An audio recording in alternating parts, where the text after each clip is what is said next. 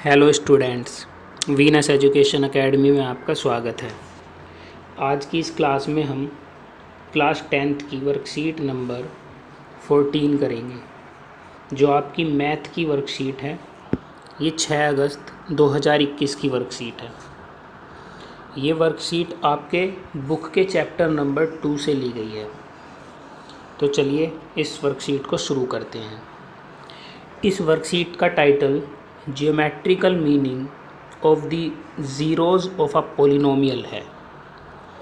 तो हम इस पूरे हेडिंग को समझने की कोशिश करेंगे इस वर्कशीट में कि जो पोलिनोमियल के ज़ीरोज़ होते हैं उनका ज्योमेट्रिकल मीनिंग क्या होता है।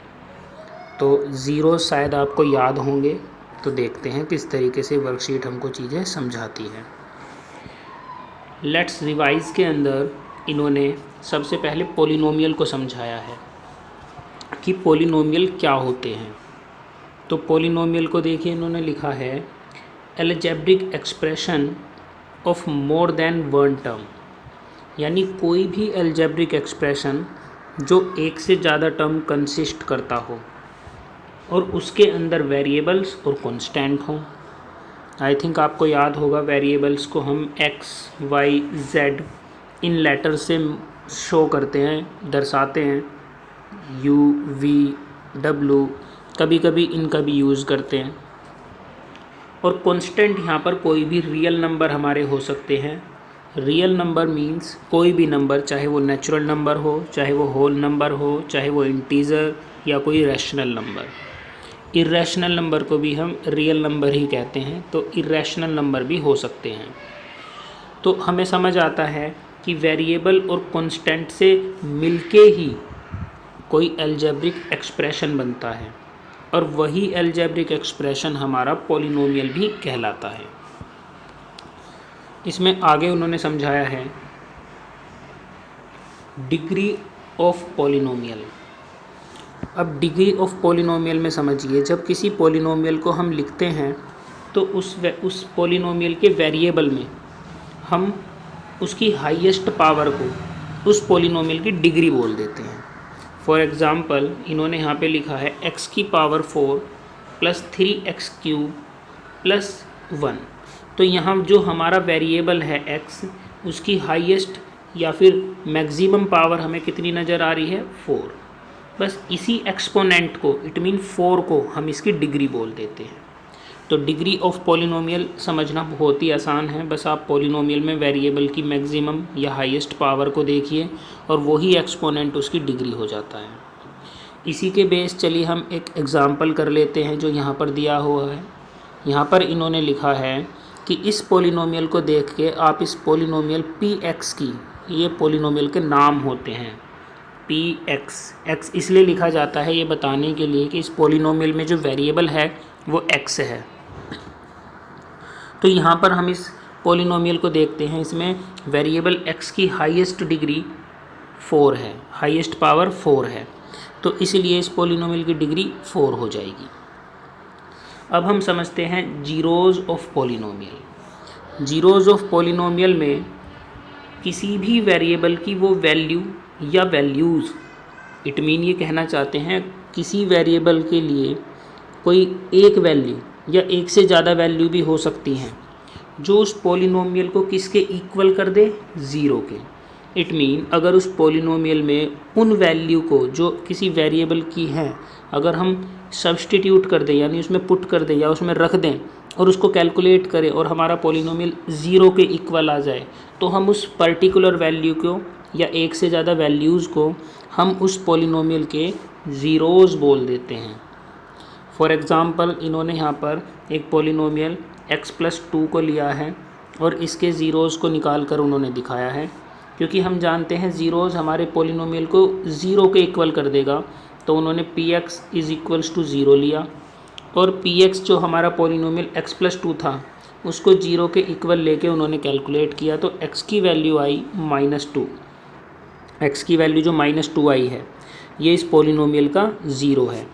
जब हम इस पॉलिनोमियल में, इट मीन x+2 में x की वैल्यू को मींस -2 को पुट करके देखेंगे तो देखिए हमारा पॉलिनोमियल ज़ीरो हो गया है। तो इस तरीके से x इज इक्वल्स टू -2 हमारे इस पॉलिनोमियल की ज़ीरोज़ की वैल्यू है। इसी के बेस पे हम इस क्वेश्चन को अटेंड करते हैं। इस क्वेश्चन में हमें x प्लस वाई को कैलकुलेट करके ज़ीरो फाइंड करने के लिए कहा गया है। तो चलिए हम x प्लस 5 को रख देते हैं ज़ीरो के इक्वल और x की वैल्यू आ जाती है -5। इट मीन -5 इसका ज़ीरो है। ये बिल्कुल इसकी तरह ही करोगे आप अगर आप प्रॉपर सोल्व करना चाहते हो तो।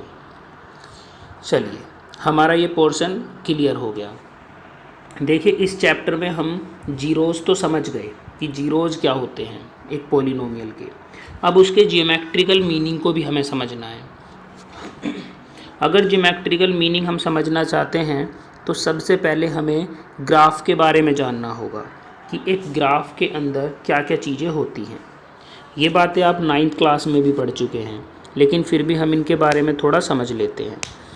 याद कीजिए, जब किसी प्लेन पर हमें किसी पॉइंट की लोकेशन को लोकेट करना होता है तब हम उस प्लेन को कार्टेशियन प्लेन बोलते हैं और उस कार्टेशियन प्लेन पर हम एक हॉरिजॉन्टल लाइन और एक वर्टिकल लाइन ड्रॉ करते हैं। उस हॉरिजॉन्टल लाइन को हम एक्स एक्सिस और वर्टिकल लाइन को हम वाई एक्सिस बोलते हैं।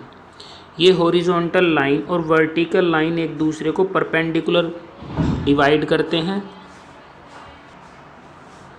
ये जिस पॉइंट पे एक दूसरे को डिवाइड करते हैं या इंटरसेक्ट करते हैं, इस पॉइंट को हम ओरिजिन बोलते हैं। अब आपको याद होगा इस ओरिजिन से एक्स एक्सिस के राइट तरफ हम हमेशा पॉजिटिव नंबर्स को कंसीडर करते हैं। सिमिलरली लेफ़्ट तरफ हम नेगेटिव नंबर को कंसीडर करते हैं। ऐसे ही इस ओरिजिन से वाई एक्सिस में ऊपर की तरफ हम हमेशा पॉजिटिव नंबर को कंसीडर करते हैं और नीचे की तरफ हम नेगेटिव नंबर को कंसीडर करते हैं। इस तरीके से अगर हम देखें तो इस प्लेन को इन कोऑर्डिनेट एक्सिस ने मींस एक्स एक्सिस और वाई एक्सिस ने 4 पार्ट्स में डिवाइड कर दिया है। इन चारों पार्ट्स को हम क्वाड्रेंट बोलते हैं। अपर राइट वाले क्वाड्रेंट को फर्स्ट क्वाड्रेंट बोला जाता है।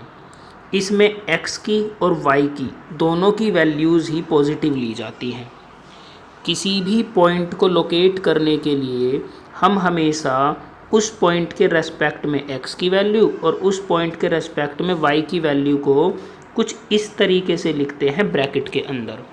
पहले ऑलवेज x की वैल्यू को लिखा जाता है और दूसरे नंबर पे y की वैल्यू को। दोनों को एक बीच में कोमा लगाकर सेपरेट कर दिया जाता है। इस तरीके से पॉइंट की लोकेशन दिखाने वाले इन x और y की वैल्यू को हम हमेशा कोऑर्डिनेट्स बोलते हैं। तो अब हम इस तरह से ये कह सकते हैं कि फर्स्ट क्वाड्रेंट में x और y दोनों के कोऑर्डिनेट पॉजिटिव होते हैं। इसी तरह सेकंड क्वाड्रेंट में x का नेगेटिव और y का कोऑर्डिनेट पॉजिटिव होता है। सिमिलरली थर्ड क्वाड्रेंट में दोनों नेगेटिव और फोर्थ क्वाड्रेंट में x पॉजिटिव और y नेगेटिव होता है। इस तरीके से हम किसी भी पॉइंट के सिर्फ कोऑर्डिनेट को देख के ये आसानी से बता सकते हैं कि वो किस क्वाड्रेंट में लाई करता है। आई होप आपको ये सभी बातें अब समझ आ गई होंगी। अब हम अपने ग्राफ का बेस तैयार कर चुके हैं। अब हम चलते हैं नेक्स्ट टॉपिक पर। नेक्स्ट टॉपिक में उन्होंने एक पॉलिनोमियल को लिया है y is equal to px। यहाँ ये बताने की कोशिश कर रहे हैं कि हमारा पॉलिनोमियल हमेशा y के इक्वल होता है। अब यदि हम ज़ीरोज़ फाइंड करना चाहते हैं तो हम ऑलरेडी जानते हैं हम अपने पॉलिनोमियल को ज़ीरो के इक्वल रखते हैं। मीन्स हमें px को ज़ीरो के इक्वल रखना होगा। क्योंकि हमने px को y माना है तो हम बोल सकते हैं y is equals to zero है। और y इज़ इक्वल्स टू क्या होता है? यह हमेशा x एक्सिस होता है। इट मीन यदि हम y is equals to zero की बात करें तो यह हमेशा x एक्सिस को डिनोट करता है। अब क्यों करता है, चलिए समझते हैं। आप जब कभी भी x एक्सिस के ऊपर कोई भी पॉइंट लेंगे तो उन पॉइंट्स के अंदर हम देखते हैं कि y की वैल्यू ना तो ऊपर की तरफ जाने पर बढ़ रही है ना नीचे की तरफ जाने पर घट रही है। वह हमेशा एक्स एक्सिस पे ही रहने के कारण ज़ीरो बनी हुई है।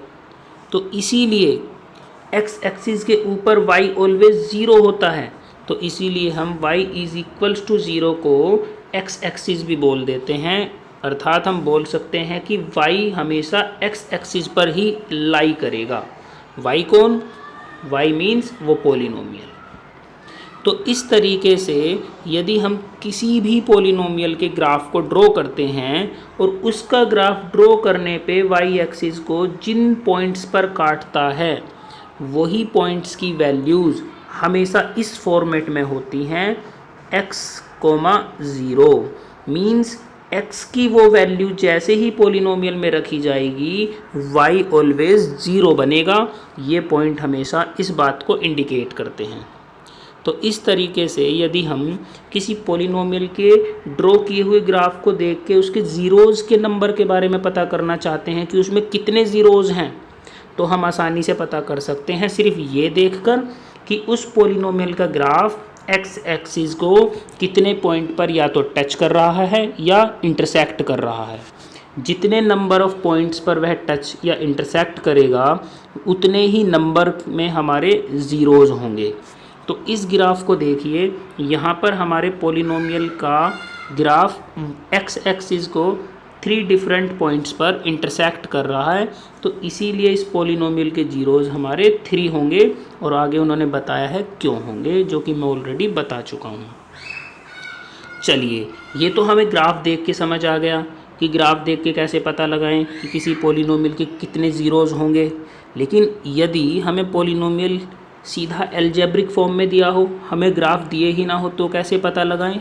तो देखिए, इसके बारे में यहाँ पर बताया गया है। अब आप यदि कभी किसी पॉलिनोमियल के ग्राफ को ड्रॉ करेंगे तो आप यहाँ पर ये पाएंगे कि उस पॉलिनोमियल का ग्राफ एक्स एक्सिस को जितने पॉइंट्स पर कट कर रहा है वह पॉइंट्स की संख्या उसके ज़ीरोज़ की संख्या को बताएगी। और आप एक चीज़ और पाएंगे कि उस पॉलिनोमियल की जितनी डिग्री थी एक्चुअल में उसके उतने ही ज़ीरोज़ निकल कर आ रहे हैं। अगर किसी पॉलिनोमियल की डिग्री 2 थी तो उसके 2 ज़ीरोज़ निकल कर आएंगे, और अगर किसी पॉलिनोमियल की डिग्री 3 थी तो उसके मैक्सिमम 3 ज़ीरोज़ निकल कर आएंगे। 3 से कम भी हो सकते हैं लेकिन मैक्सिमम केवल 3 ही होंगे, 3 से कभी ज़्यादा नहीं होंगे। तो इस बात को इन्होंने देखे यहाँ पे कितने अच्छे से समझाया है। इन्होंने लिखा है that means number of point on x axis, कि जो नंबर ऑफ पॉइंट्स बने हैं एक्स एक्सिस पर, ये रेड कलर में, are equal to degree of a polynomial, ये हमारी पॉलिनोमियल की डिग्री के इक्वल होंगे। और number of zeros and number of solutions, और नंबर ऑफ जीरोज़ के भी इक्वल होंगे और नंबर ऑफ सॉल्यूशंस के भी इक्वल होंगे। वैसे जीरोज़ को और सॉल्यूशंस को हम सेम ही कंसीडर करते हैं मैथमेटिक्स में, बस इनके लिए वर्ड्स अलग हैं। और नीचे देखिए इन्होंने लिखा है यस एब्सोल्युटली करेक्ट। तो आप ये खुद भी ड्रॉ करके देख सकते हैं और आप पाएंगे हमेशा ऐसा ही होगा। इसके बाद अब इसी बेस पर आपको ये नीचे दिए हुए क्वेश्चन को अटैम्प्ट करना है और इसके कुछ आंसर बताने हैं। तो देखिए हमें क्या बताना है, हमें नीचे दिए हुए ग्राफ को देखकर नंबर ऑफ़ जीरोज़ लिखने हैं कि इसमें जीरोज़ की संख्या कितनी है। तो देखिए इस ग्राफ में हमारे पॉलिनोमियल का ग्राफ एक्स एक्सिस को केवल एक ही पॉइंट पर इंटरसेक्ट कर रहा है, तो यहाँ नंबर ऑफ़ जीरोज़ होंगे ओनली 1। यहाँ पर कितने होंगे?